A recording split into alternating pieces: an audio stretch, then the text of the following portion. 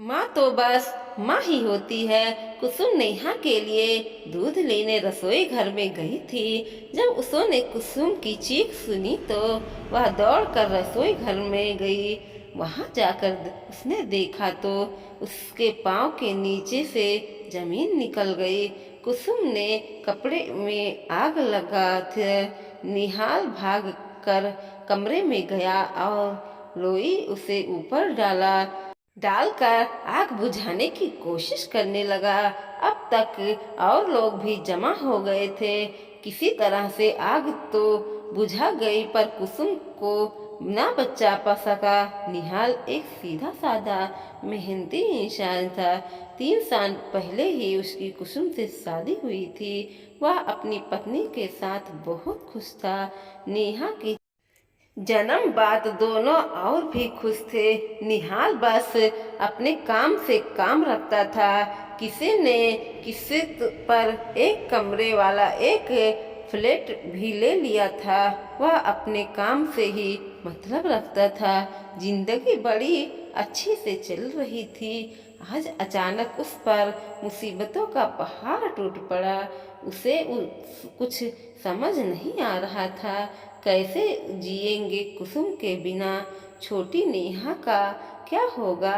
यह विचार उसे खाए जा रहे थे। नेहा भी सहम सी उसे देख रही थी और उसकी गोदी से ही नहीं उतर रही थी। अब तक कुसुम के माता पिता भी आ गए थे। उनके साथ उनकी छोटी बेटी मधु भी थी। नेहा मधु को देखते ही उसके पास चली गई और उसके कंधे से लग गई। मधु नेहा को कमरे से बाहर गई और बहलाने की चेष्टा करने लगी। नेहा मधु के साथ सहज हो गई थी, साझा हो चुकी थी। कुसुम का अंतिम संस्कार तो हो चुका था। परिवार के सब लोग बैठे थे। सबके मन में एक बात ही थी, अब इस छोटी सी बच्ची का क्या होगा? कुसुम 5 बहनों में सबसे छोटी थी। कुसुम की पिताजी की गांव में एक छोटी सी दुकान थी। कुसुम की मौत का उनका गहरा सदमा लगा, पर अपना दिल कड़ा करके वो निहाल को दिलासा दे रहे थे।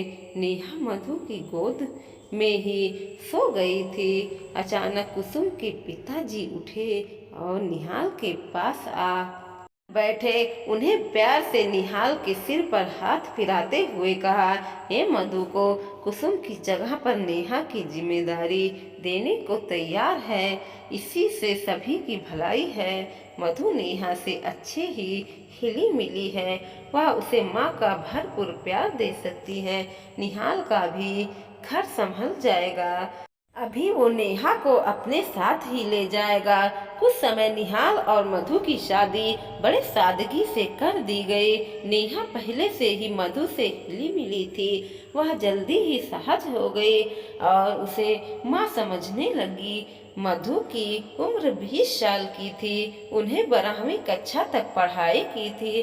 वह बहुत ही शालीन कन्या थी। उसे निहाल की गृहस्थी को अच्छे से संभाल लिया था। समय तेजी से बढ़ता गया। नेहा को भी स्कूल में दाखिला कर दिया था।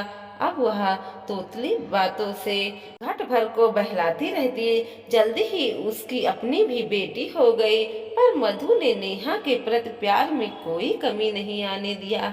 वह उसे रोज स्कूल छोड़ने जाती और स्कूल से लेकर ही आती। उसकी हर जरूरत का ध्यान रखती।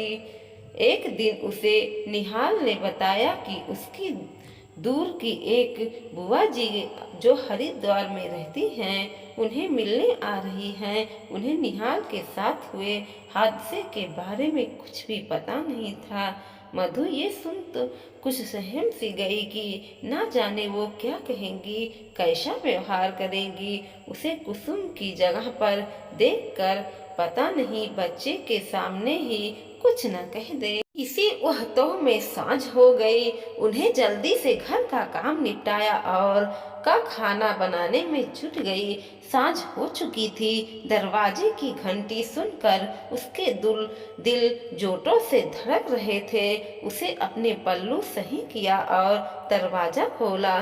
सामने निहाल के साथ एक अधेड़ उम्र की महिला खड़ी थी। माथे पर बड़ी सी बिंदी, सीधी पल्लू की साड़ी पहनी थी और शायद मुंह में पान भी चबा रही थी। मधु को देखा, उन्हें प्रसरी निगाहों से निहाल की ओर देखा। निहाल ने उन्हें रास्ते में ही कुसुम के हादसे के बारे में बता दिया था, पर अपने दूसरे विवाह के बारे में अभी नहीं बताया था। जब मधु ने उनके पैर छुए तो वह उनकी बोली, बुआ जी, यह मधु है, मेरी पत्नी, और ये रही आपके पोते पोता नेहा और मधु। इतना सुना था कि बुआ जी ने जोर जोर से रोना शुरू कर दिया। उन्हें नेहा को गोद में उठा लिया और जोर जोर से कहने लगी, हाय रे नियति, इस छोटी सी बच्ची को सौतेली माँ को सौंप दिया है भगवान, अब क्या होगा इस बच्ची का। नेहा हैरान थी कि यह क्या हो रहा है। वह बुआ जी छुड़ाकर मधु से लिपट गई। निहाल ने उन्हें बहू समझने की कोशिश की, पर वो शांत ही न हो रही थी। निहाल उन्हें किसी तरह से शांत कर कमरे में ले गया था। बच्चे ही सहम हुए थे। आखिर नेहा मधु से पूछने लगी, माँ सौतेली, माँ क्या होती है। मधु ने उसे सीने से लगा लिया और तहासा चूमते हुए कहने लगी, माँ बस माँ ही होती है, जैसे मैं हूँ तुम्हारी। दोस्तों, वीडियो पसंद आया हो तो लाइक कीजिएगा, शेयर कीजिएगा और सब्सक्राइब भी कीजिएगा और देखते रहिए कोमल मोटिवेशनल 2.0।